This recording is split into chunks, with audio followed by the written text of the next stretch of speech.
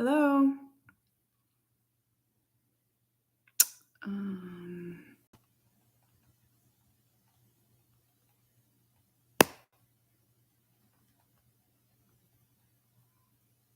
Hi guys. Um, okay. So I was actually had every intention of literally just going live to my subscribers, which I'm going to do right after because I have a really funny story yesterday that involves a public restroom and Cooper. I'm still laughing about it. It was like hands down like the funniest thing ever. And I'm going to share it with my subscribers and hopefully bring you lots of joy. But I just dropped the kids off at daycare, or one at daycare, two at school. And when I walked out, I got in my car and I was waiting like 1 second to pull out. I was still in park and I was looking at my phone and I went on Instagram and I saw a comment or a post that just, you guys, I know you're going to tell me to calm down. I know you're going to tell me I'm overreacting. Hands down, the most detrimental post to the autism community that I have ever seen. I'm going to explain it to you. I'm flipping livid. I'm livid. And I'm going to say something to you. I have been in autism, a parent to a child with autism, for 13 years. I have never known a day of motherhood without autism in it. Okay. And I am so tired of these trendy pages on Instagram where a therapist who has been a therapist for 7 minutes tries to tell us about autism. I just can't take it.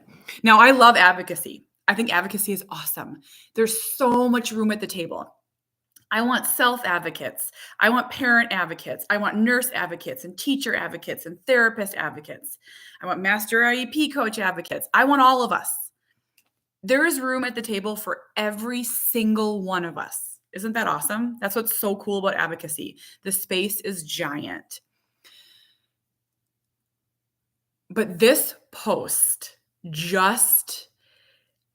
I'm actually sweating, and I'm going to read it to you. This is what it said. Autism is not a spectrum in the sense of varying intensity, but rather an identity that one possesses or does not. It's also not defined by levels of mild or severe. It exists as a unique way of experiencing the world.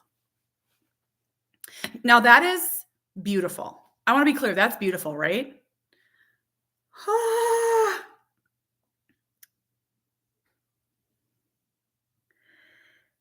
You guys,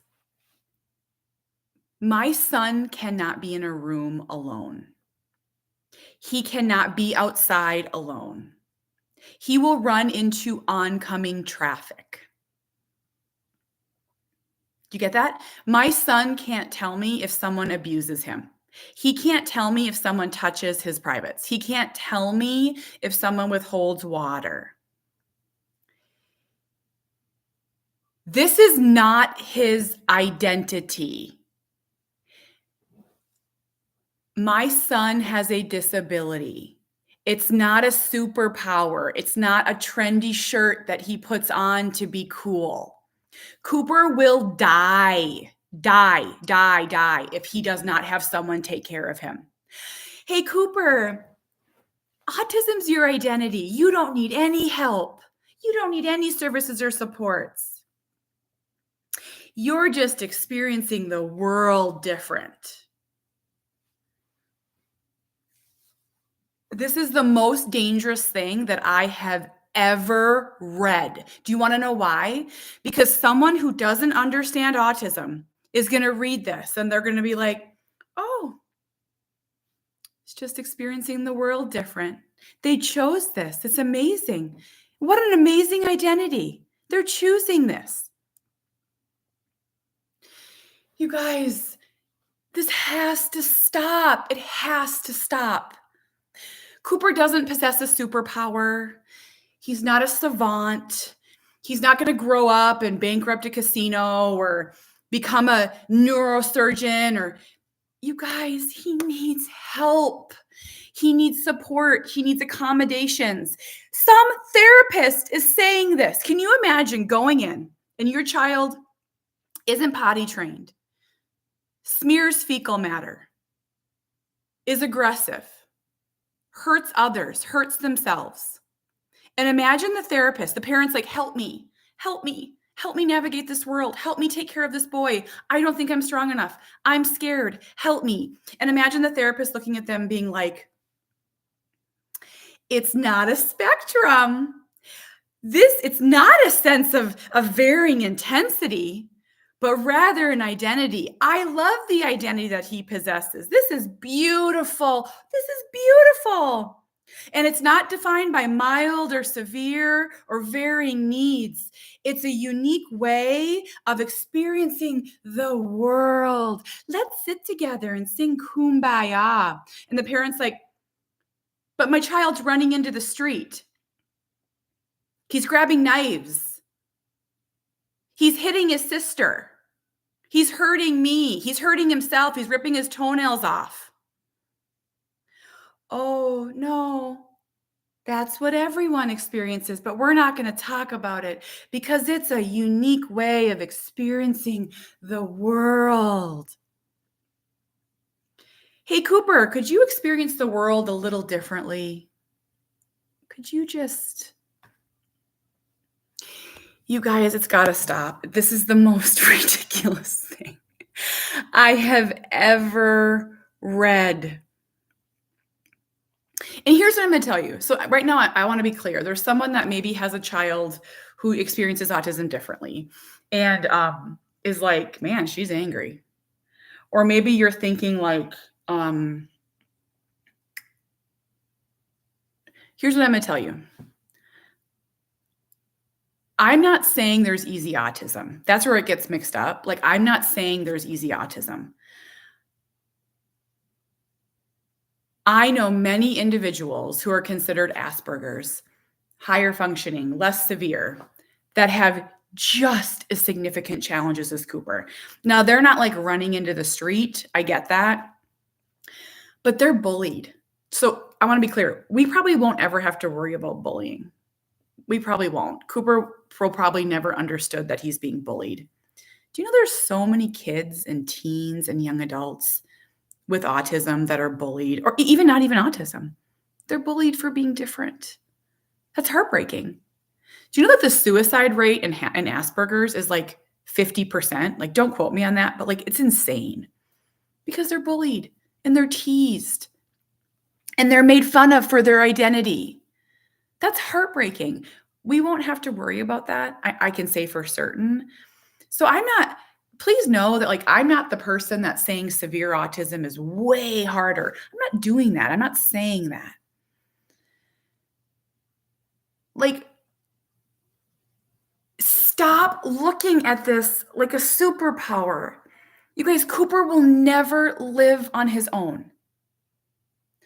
Cooper will never be able to live on his own, which means that someday I will die, right? I'm going to die, whether it's at 50 or 60 or 80 or 90, I'm going to die. And I have to leave Cooper in the care and the trust of people. Now, what if I said to Cooper, we don't have to worry about your significant needs because it's not a spectrum. It's your identity. If someone starts physically abusing you, Cooper, you need to tell us because your needs aren't significant. You have to figure out a way to tell us. So my husband's watching the Menendez documentary on Netflix, and I didn't start watching it, and he was telling me yesterday like about and I don't know the story, so I want to be clear, but like he was telling me the story about like the abuse that these young men allegedly experienced, right? And so he's telling me this, and like my mind just like crumbled because I was thinking, this is what my mind was thinking. If neurotypical children who can speak can experience this kind of abuse and it can go on, does my non-speaking boy ever stand a chance? So I was like thinking that this morning, like, and yesterday, like it's been like in the back of my mind, like if a person who's verbal can experience abuse, sexual abuse, how do I ever protect Cooper? Like I'm terrified, right? Like I am so terrified. I I cannot leave this boy. And so you have parents who are terrified. And now if I called up this therapist and I was like, you have to help me. You have to help me give my son the skills to I'm scared. And they just said, don't worry about it. Don't worry about it. He's just experiencing the world differently. It's beautiful. So I'll read if you just joined, I'm not going to stay on long because I'm just so angry, but I just read a post this morning that said, autism is not a spectrum in the sense of varying intensity, but rather an identity that one possesses.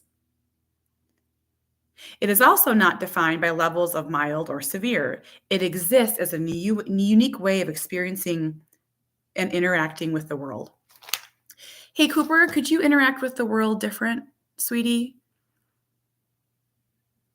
Could you not scream? Could you not hurt yourself? Could you not hurt others? Does that work? Like, can I say that? Can I just like tell him that? And so the reason like this is so dangerous, the reason that this I wrote down is so dangerous. I'll say it one more time. Now imagine if we have someone at the federal level. I just want to say something, and this should scare you. Imagine if someone at the federal level that is in the power has the power of determining where funds are allocated, right? Where funds are allocated. And they're like, autism, it's just a different way of experiencing the world. Don't worry about it. They don't need funds for lifelong care.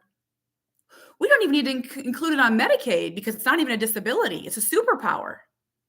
Services for group homes, we don't need that. Just an identity. They can live anywhere. Like, think about this. It is dangerous. Okay, no. I know I'm going to get a lot of backlash, so trust me. I know I'm going to get a lot of backlash. But this should scare you. It should terrify you. That someone could think of autism and think of it as a superpower and completely disregard the severe end of the spectrum. It's terrifying. It's terrifying. If you're a teacher, this should terrify you. If you're a medical professional, this should terrify you. If you're a parent, a grandparent, it should terrify you. And you want to know why people think this way? I'm just going to say something else. Is because the kids like Cooper were in institutions. So our parents, and this is just the truth of the matter, they'll say to you like, there was no autism in my day. There was no people with disabilities. I've heard it. Yeah, there was. They were in institutions. They didn't live at home. They weren't in your community. They weren't at the grocery store. They weren't in your schools. Now it's the way it was. I don't have like it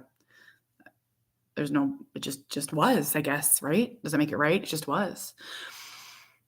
So if we went by this, right? So if suddenly the shift was autism is not a spectrum, it's an identity.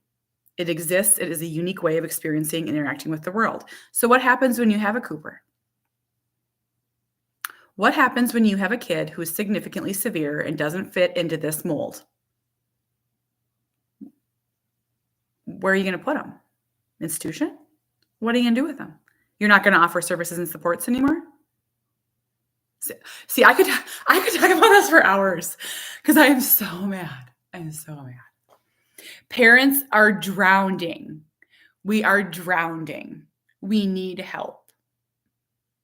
And if I tell you, if I ever call a therapist and they say to me that it's not a spectrum, it's a sense of identity,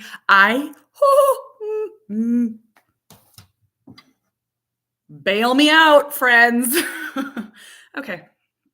I'm done. I'm done. I'm done. I'm sorry. That was really intense. I try not to be intense. I try to be sunshine and roses and unicorns out coming out my butt. That's what I try to be. But sometimes I have to get very angry, and I am very angry. Okay. Two things. I am going to hop on my subscriber page on Facebook and YouTube, and I'm going to, so if you want to become a subscriber, click that link. I'm going to tell a really funny story. We had something really funny happen yesterday, and I want to share it, and it's a little personal, so I'm not going to shout it widely. And then I will be live at 10:30 on my YouTube page with Adrienne. So my friend Adrienne and I do a YouTube video on her page and my page every week. It's Finding Cooper's Voice, and we mostly just chit chat and laugh and tease each other. So if you want to watch that, that's at 10:30. So okay, bye. Goodbye. Goodbye. I'll see you here on YouTube at 10:30, guys.